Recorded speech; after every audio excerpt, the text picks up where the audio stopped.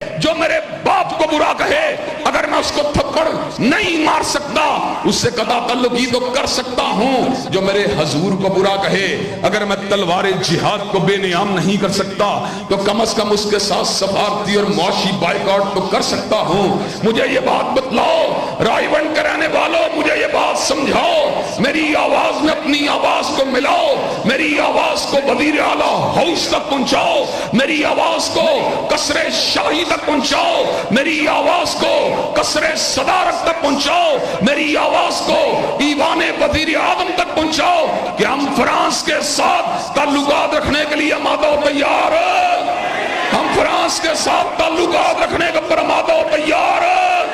حضرات گرامی قدر, اللہ تعالیٰ کے فضل و کرم سے جو حضور کا نہیں ہے ہم اس کے نہیں بن سکتے. کچھ لوگ ہیں جن کا دل بھی بند ہے, ضمیر بھی بند ہے, زبان بھی بند ہے, لیکن وہ یہ بات کہتے ہیں ریلیوں کا فائدہ کیا ہے, جلسوں کا فائدہ کیا ہے, جلوسوں کا فائدہ کیا ہے, اجتماعات کا فائدہ کیا ہے. انہی جلسوں کے ذریعے, انہی جلوسوں کے ذریعے, انہی اجتماعات کے ذریعے, انہی ریلیوں کے ذریعے, انہی تقاریر کے ذریعے, انہی دروس کے ذریعے, انہی کالموں کے ذریعے, انہی جذبات کے ذریعے, انہی غیرت مندانہ اقوال کے ذریعے انشاءاللہ حب نبی کی شمع کو جلا کے چھوڑیں گے اور رسول اللہ کے دشمنوں کو میدان عمل سے انشاءاللہ بھگا کے چھوڑیں گے. حضرات گرامی قدر کہ آپ حضرت رسول اللہ کی ناموس کے لیے جلسے جلوس اجتماعات کرنے کے لیے تیار ہیں, کہ آپ زبان و قلم کو چلانے کے لیے تیار ہیں, لیکن حضرات گرامی قدر ایک طرف وہ آقا ہے جس کا مدینہ شرم و حیا کا مدینہ ہے, جس کا مدینہ جھکی ہوئی نگاہوں والا مدینہ ہے, جس کا مدینہ ذکر و فکر والا مدینہ ہے, جس کا مدینہ اخوت اور خیر خواہی والا مدینہ ہے, جس کا مدینہ رواداری اور عدل و انصاف والا مدینہ ہے, جس کا مدینہ خوف خدا اور خشیت الہی والا مدینہ ہے, جس کا مدینہ جذبہ جہاد اور باطل کے علاوہ سینہ صبر ہونے والا مدینہ ہے, جس کا مدینہ اللہ کی کبریائی کے احساس کے بعد غیر اللہ کے خوف کو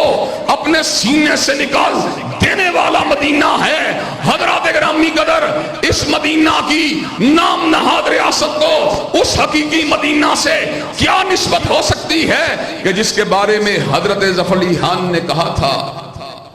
ہاتھ میں تلوار ہو اور دل میں ہو خوف خدا, ہاتھ میں تلوار ہو اور دل میں ہو خوف خدا. یسربی تہذیب کتنی دل نشیں اور سادہ ہے. حضرات گرامی قدر, وہ مدینہ جس میں جب حرمت رسول اللہ پر حملہ ہوا تو کعب ابن اشرف کو موت کے گھاٹ اتار دیا گیا, وہ مدینہ جب حضرت رسول اللہ کی عزت پہ حملہ ہوا ابو رافع یہودی کو قتل کر دیا گیا,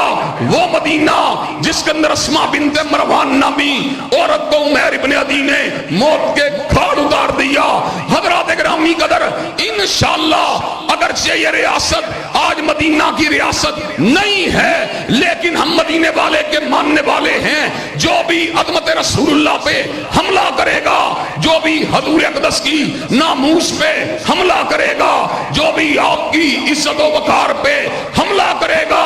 انشاءاللہ حضرت رسول اللہ کے پروانے آپ کے جیالے احسان لائی ظہیر کے بیٹے حبیب الرحمن کے فرزند انشاءاللہ اس کو روکیں گے, اس کو ٹوکیں گے اور اس کو ٹکرا کے انشاءاللہ پاس کر دیا جائے گا.